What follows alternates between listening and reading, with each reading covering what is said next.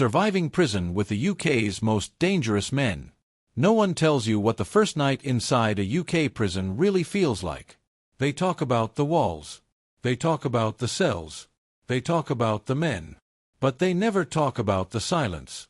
The kind of silence that presses against your chest so hard it feels heavier than fear.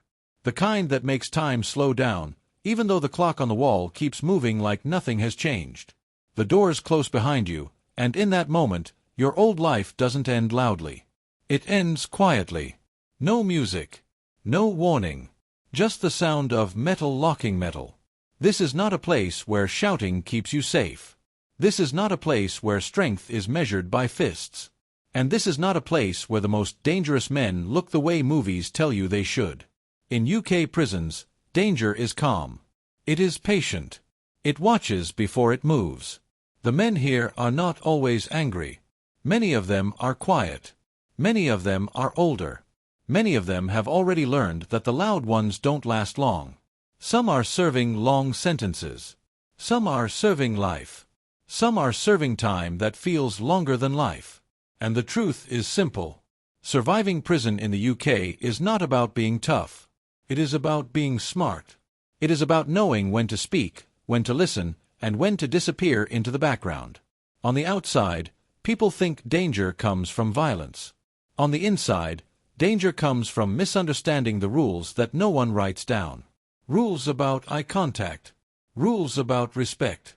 Rules about space. Rules about food. Rules about silence. Break the wrong rule, and nothing happens right away. That's what makes it dangerous. Because in this world, consequences are slow, quiet, and often unseen until it is too late. The men here are called dangerous by the system. But inside, danger is not a label. It is a reputation. And reputations are built over years. Some men earned theirs through violence. Some through manipulation. Some through silence alone. The most dangerous man in the room is rarely the one speaking. It is the one listening. As the first night stretches on, you learn something fast. Sleep does not come easily here. Every sound feels closer. Every footstep feels personal. Every cough, every key turn, every distant door slam reminds you that you are not in control anymore. This is when fear tries to teach you the wrong lessons. Fear tells you to act tough. Fear tells you to stare back. Fear tells you to prove something. But fear is a bad teacher in prison. The men who survive learn a different lesson. They learn patience. They learn observation. They learn that surviving among the UK's most dangerous men means understanding that prison is not chaos, it is order. A strict, quiet order enforced not just by officers, but by the people living inside it. And on your first night, you are not tested by violence. You are tested by attention. Who notices you? Who ignores you? Who watches you without looking like they are watching? This is where survival begins. Not with a fight. Not with a threat. But with awareness. Because in UK prisons, the most dangerous moment is not the loud one. It is the quiet moment when you think nothing is happening. The first days inside. The first day inside a UK prison does not begin with danger. It begins with waiting. You wait to be told where to stand. You wait to be told when to move. You wait to be told who you are now. Time feels different here. Minutes stretch longer than they should. Hours move slowly, but the day still disappears before you understand what happened. This is when most people make their first mistake. They rush. They rush their thoughts. They rush their words. They rush their reactions. But prison is not a place for rushing. Inside a UK prison, survival starts with learning how to slow down. You are searched. Not roughly. Not aggressively. Just carefully. Everything you brought from the outside is checked, logged, and mostly taken away. The process feels quiet, but it is final. This is when reality settles in. Your freedom is not paused. It is removed. You are given prison clothes. They are plain. The fabric feels rough. The fit is never quite right. Everyone wears the same thing, and that is the point. Individuality fades quickly here. As you walk through the corridors, you notice something strange. People are not staring the way you expected. Some look for a second, then look away. Some don't look at all.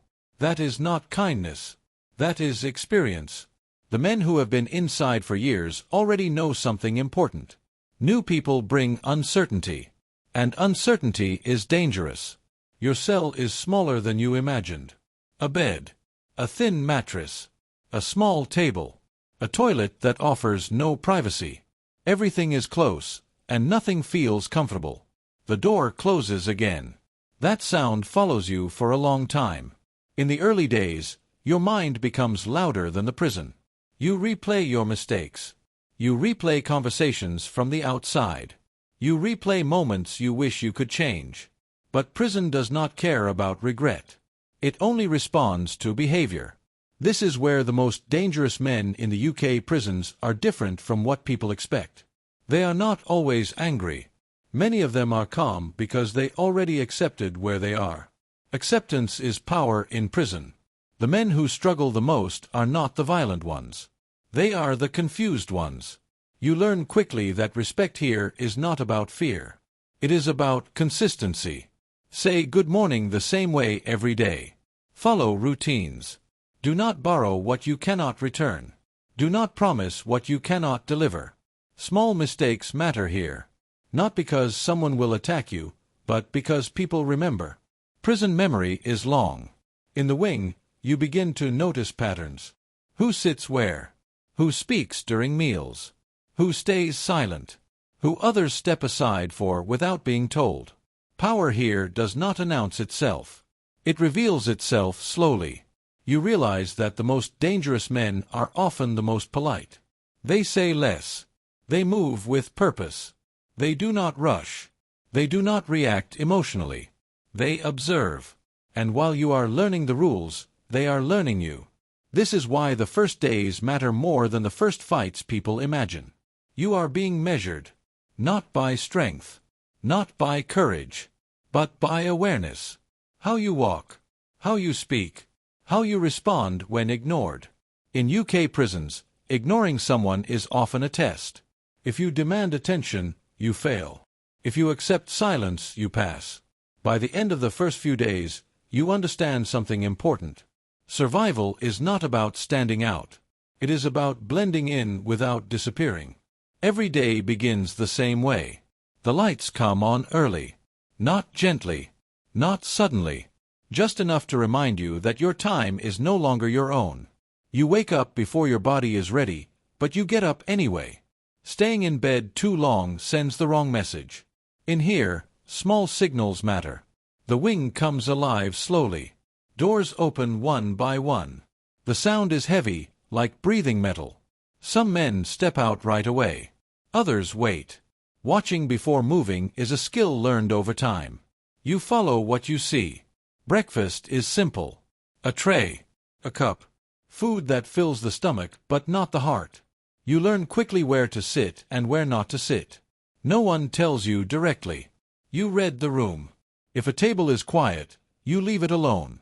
If people nod and make space, you sit and keep your head down. Talking too much is a mistake in the early days. Listening is safer. You notice that the most dangerous men are not surrounded by noise. They are surrounded by space. Others leave them room without being asked. That space is earned over years. In prison, time builds reputation. As the days pass, officers start to recognize faces. Some treat everyone the same. Some don't. You learn which rules are written and which rules are flexible. But you also learn that arguing never helps. Respect goes both ways, but calm always wins. Back on the wing, boredom becomes your biggest challenge. There is a lot of time to think, and thinking too much can hurt you here. The men who survive learn how to control their minds. Some read. Some exercise quietly. Some clean their space again and again. Order brings control. Control brings safety. You begin to notice who struggles. They pace. They complain. They ask too many questions. These men draw attention, and attention is risky. The dangerous men rarely complain. They adapt. During association time, you see the social lines more clearly. Groups form, but not loudly. Most people stay with those they understand. Trust here is slow. No one rushes friendship. That is another lesson. In UK prisons, loyalty is heavy. It is not given easily because it costs too much when broken. You learn to speak carefully. Words can travel fast, even when people seem quiet. Gossip is dangerous. Sharing opinions is dangerous. Staying neutral keeps you safe. As days turn into weeks, your body adjusts, but your mind stays alert. You stop jumping at every sound. You start recognizing footsteps. You know when officers are nearby and when they are not. This awareness is not fear. It is survival. The most dangerous men notice this change. They respect calm awareness. Not with words, but with absence. When no one bothers you, that is success. You realize something important. Surviving prison is not about winning anything. It is about not losing. Not losing your patience. Not losing your self-control. Not losing your sense of who you are. And every day you manage that is a quiet victory. The first chapter of prison life is not dramatic. It is repetitive, slow, mentally demanding. But this is where foundations are built. Because later, when pressure comes, only those with strong routines remain steady. Learning who to trust. By the time you reach this stage, something inside you has changed. You no longer feel lost. You no longer feel rushed. But you are not comfortable either. This is the stage where prison becomes dangerous in a quieter way. Because now, people start to notice that you understand the basics. You know where to stand. You know when to speak. You know how to move without drawing attention. And when people see that, they begin to test something else. Your judgment. In UK prisons, trust is not built through words. It is built through time. And time here moves slowly on purpose. In the early days, people leave you alone because you are new. In the middle stage, they watch to see who you really are. This is where mistakes cost more than before. You start to hear small conversations around you. Not directed at you, but close enough to notice. Someone asks a harmless question. Someone makes a small joke. Someone offers advice you did not ask for. None of this is accidental. In prison, nothing is casual. The most dangerous men understand this better than anyone. They rarely ask direct questions. They let you talk. They listen. They remember. And memory is power. You begin to understand that trust here is layered. There is surface trust, where people nod and share space.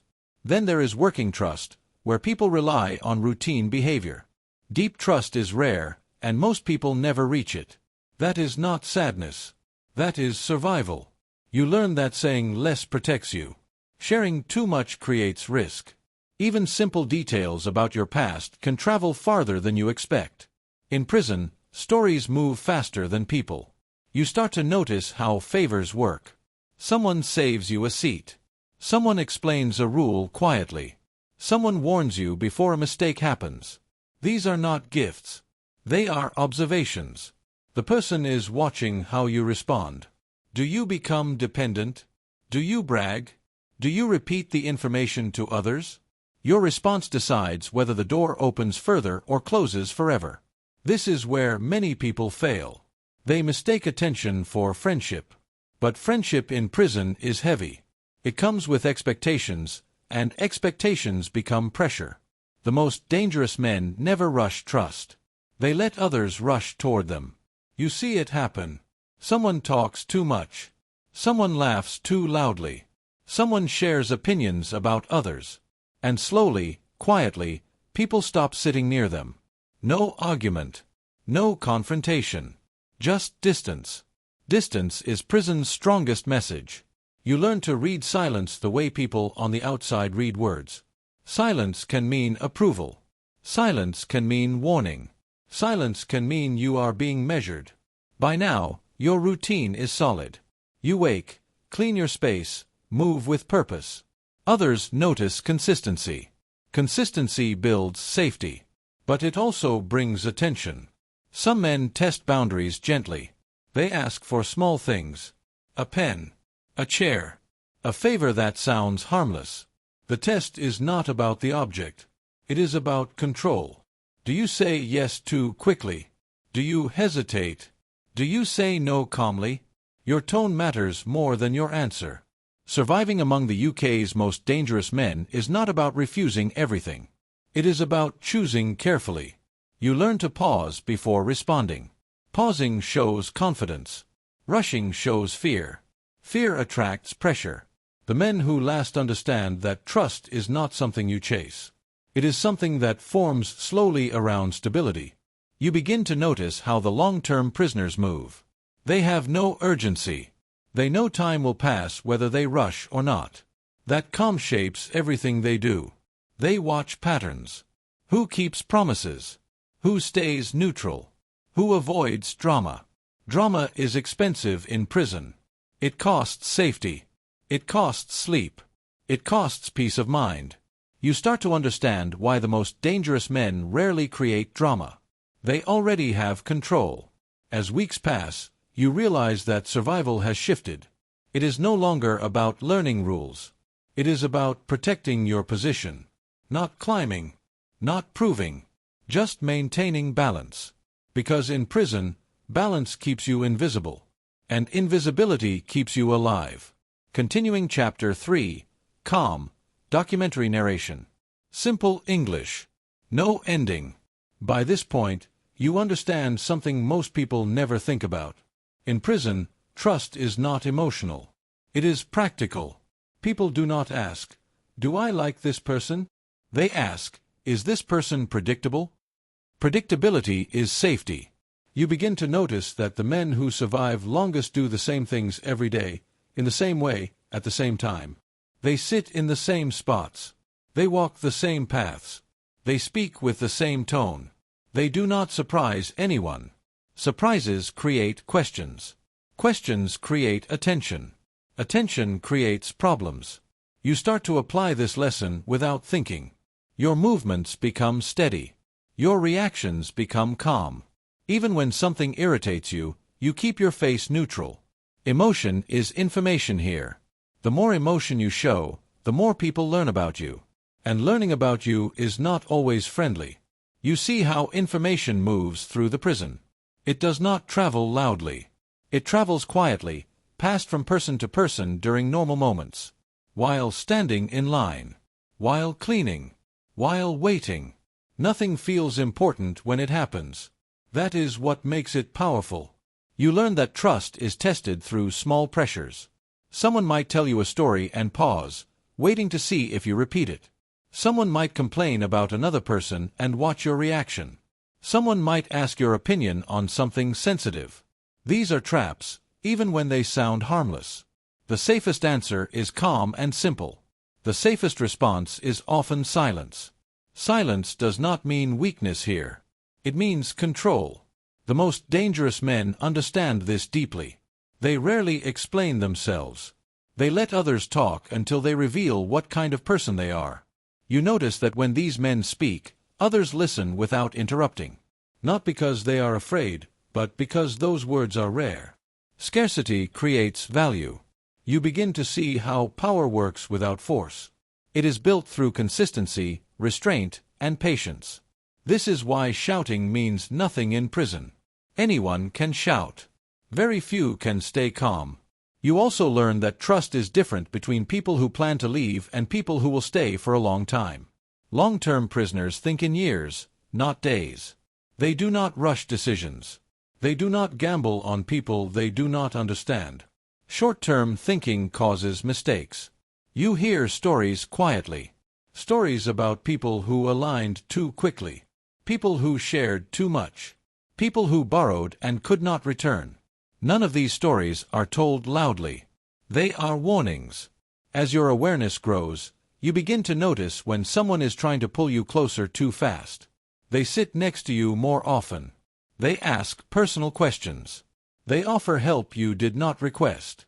Help can be pressure in disguise. Accepting help creates expectation. Expectation creates obligation. Obligation is dangerous when you do not know the cost. So you learn to thank people without relying on them. You remain polite but independent. Independence earns respect here. You also learn when to accept guidance. Some advice is not a test. Some advice is survival knowledge passed quietly. The difference is in the delivery. Real guidance does not demand loyalty. The weight of trust. By the time you reach this point, you understand something most people on the outside never see. Prison is not loud all the time. It is quiet. And inside that quiet, people are always learning about you. Not through big moments, not through dramatic scenes, but through small, repeated actions. How you stand, how you answer, how you respond when tested. Trust in prison is not about friendship. It is about stability. When others see that you are steady, they relax around you. When they see that you are predictable, they stop questioning your presence. And when they stop questioning you, your days become calmer. That calm is not luck. It is earned. Surviving among the UK's most dangerous men is not about being stronger than them. It is not about being louder. It is not about proving anything. It is about control. Control of your words. Control of your reactions. Control of your emotions. Because the moment you lose control, someone else gains it. You begin to see that power inside prison is not always visible. It does not always sit at the center of a table. It does not always speak first. Sometimes power is the man who says nothing. Sometimes power is the man who never reacts. Sometimes power is the man who waits. And waiting is a skill. By now, you have learned to wait. You wait before speaking. You wait before agreeing. You wait before trusting. And in that waiting, you protect yourself. The outside world teaches people to move fast, to speak fast, to decide fast. But prison teaches the opposite. Slow down. Observe. Think. Because here, one careless word can travel across the wing. One careless promise can return months later.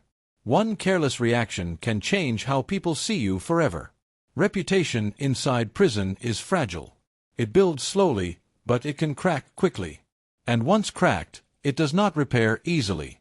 That is why the men who last are careful with everything. They guard their words like money. They guard their reactions like secrets. They guard their trust like something rare. Because it is rare. By the end of this chapter, you understand that trust is not something you demand. It is something you allow. You allow people to see your consistency. You allow them to observe your calm. You allow them to decide that you are not a threat to their balance. And when that happens, something changes. The pressure softens. Not completely. Never completely. But enough. Enough that your sleep becomes deeper. Enough that your routine feels natural. Enough that you stop feeling like you are being measured every second. You are still watched. But now, you are understood. And being understood in prison is safer than being noticed. This chapter was not about danger in the way movies show it. It was about the quiet weight of trust. The invisible tests. The small decisions that build your place inside a world built on structure and reputation. You have learned that survival is not dramatic. It is disciplined. And discipline, practiced daily, becomes protection. But prison never stops teaching. There are still pressures ahead. There are still moments where loyalty, patience, and identity will be tested in deeper ways. Trust is only one layer of survival. Because once you understand who to trust, the next challenge is understanding who you are becoming. And that lesson is even harder.